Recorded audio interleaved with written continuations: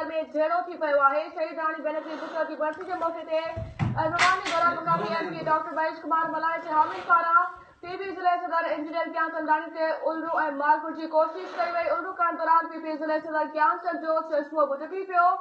PP ज़िले सदर जो कारकुन खे पछाड़ जी कोशिशूं जारी आहिनि। पुलिस जी मदद सां काफ़िले जूं गाॾियूं रवानो कई वयूं आहिनि। हम खबर ॾींदा हलूं पिया। मिठी में शहीद राणी बेनज़ीर भुट्टो जी बरसी ते रवानी दौरान एमपीए जी हामियुनि ऐं ज़िले सदर में जहिड़ो थी पियो आहे।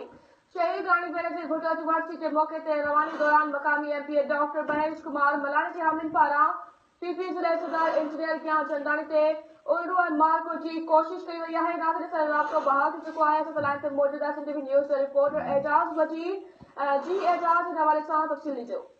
जी तव्हांखे ॿुधायां त भारतीय मैदान जी शहीद राणी मोहतरमा बेनज़ीर भुट्टो जी जेका ॾही बरसी हुई उनजे हवाले सां जेके काफ़िला मिठी मां थरपारकर ज़िले जे मुख़्तलिफ़ इलाइक़नि डीपलो मिठी इस्लामकोट चाचो नगर पारकर ऐं ॿियनि इलाइक़नि मां जेके काफ़िला गड़ी गुदाबश कराए रवाना थियणा हुआ उन काफ़िलनि में तव्हांखे ॿुधायां त पीपीएमजीए डॉक्टर महेश कुमार मलाणी जेको डिवीज़नल जनरल सेक्रेटरी आहे उनजा काफ़िला त अॻु में ई रवाना थी चुका उनखां पोइ जेके पीपी ज़िले ज्ञानचंद जेके काफ़िला हुआ उहे रवाना थियणा हुआ त उन काफ़िलनि जे में तव्हांखे ॿुधायां पीपीएमजीए डॉक्टर महेश कुमार मलाणी जेके हामी हुआ उहे हामी बचत जी कश्मीर चौक उनखां पोइ मलाणी पेट्रोल पंप ते पहुची विया उल्लू कयूं मारकुट करण जी ज़िले सदर ते कोशिशि कई उन कोशिशि खां पोइ तव्हांखे ॿुधायां त